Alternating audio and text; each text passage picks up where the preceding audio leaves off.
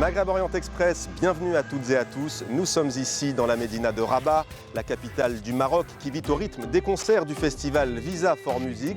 Nous vous emmenons à la rencontre des artistes les plus en vue du moment. Ils viennent de toute l'Afrique et du Moyen-Orient.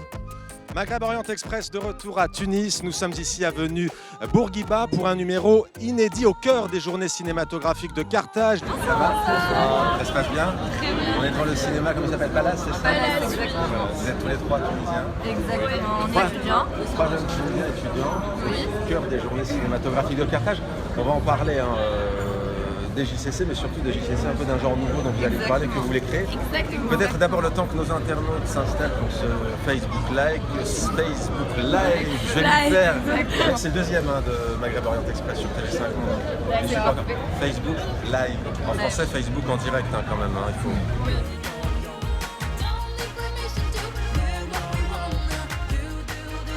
Momo est en direct. Et on va pouvoir aller à sa rencontre.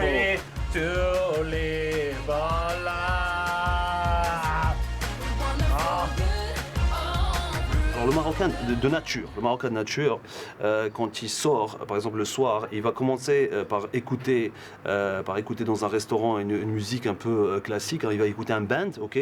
Après il va enchaîner avec un coin où il y a une musique un peu lounge. Après il va enchaîner avec la discothèque où il y a du R&B et de la house. Et puis après il va finir avec du shabby.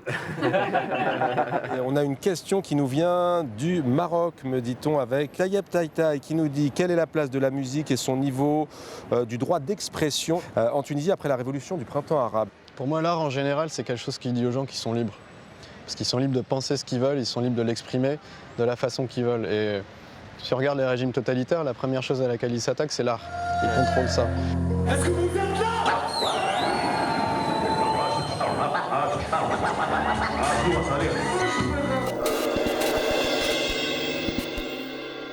Quoi que tu fasses dans ton pays, tu dois montrer tes crocs avant de pouvoir réussir. Tu dois être enragé, tu dois avoir cette sensation d'être un révolutionnaire dans la tête avant de réussir quelque chose, quoi que tu fasses. Pour me défendre de leur cartouche, à mon tour j'ai mis des cartouches. Spéciale dédicace à Madagascar.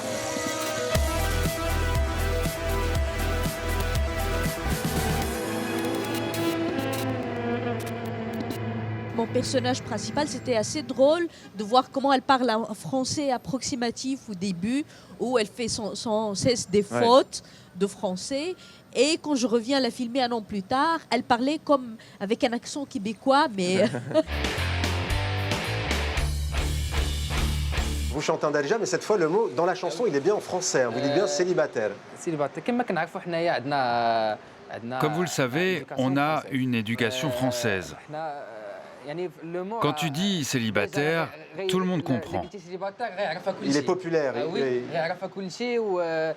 J'ai essayé de créer mon propre style. سيليباتير أنا سيليباتير عايش بخير هاني والله كبير. الحب ماشي سهل, j'ai compris, l'amour ce n'est pas facile, je suis célibataire.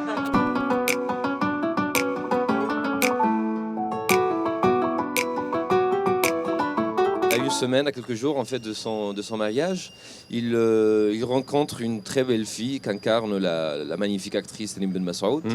Et donc cette rencontre, il tombe amoureux d'elle et cette rencontre bouleverse sa vie sur tous les plans. Préparez vos questions, on va rejoindre notre artiste et vous allez le voir. On est d'ailleurs chez lui, je ne vous l'ai pas dit, on est sur son balcon. Une question, bonsoir, quelle est la place des femmes dans le paysage du jazz marocain? Quelques références, des questions pointues de nos internautes, on les remercie. C'est bien, vous m'aidez beaucoup à faire mon travail comme ça. Ouais, c'est ça. Moi j'adore ce genre de questions. Sincèrement, la place des femmes, les femmes, elles sont très très très présentes ici au Maroc. Mais malheureusement, elles sont présentes juste dans le côté vocal.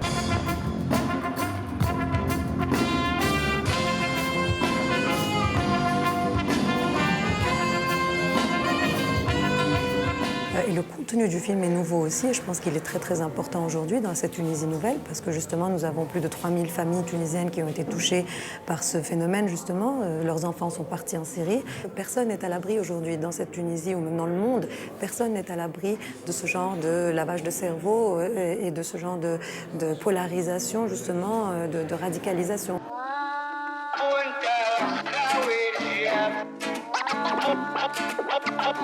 Je pense qu'on a besoin les uns des autres, on a besoin du cinéma des uns des autres, parce qu'il faut que nos sociétés communiquent. On n'est plus dans un monde cloisonné, les problématiques s'entrecroisent, c'est mon grand leitmotiv, je le sais. Merci pour le cinéma du Rif aussi, il y a plein de dédicaces.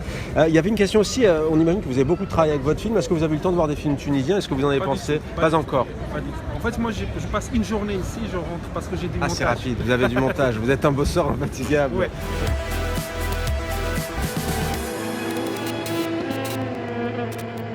Juste un mot pour finir, Mohamed Chalouf. Non, et dans tout ça, il ne faut pas oublier qu'on a un rapport à rétablir avec le sud du Sahara. On oublie qu'on appartient au continent africain. On pense à la rive nord de la Méditerranée. Il ne faut pas oublier qu'on est africain et que nos intérêts de tout genre, économiques, etc., sont dans ce continent.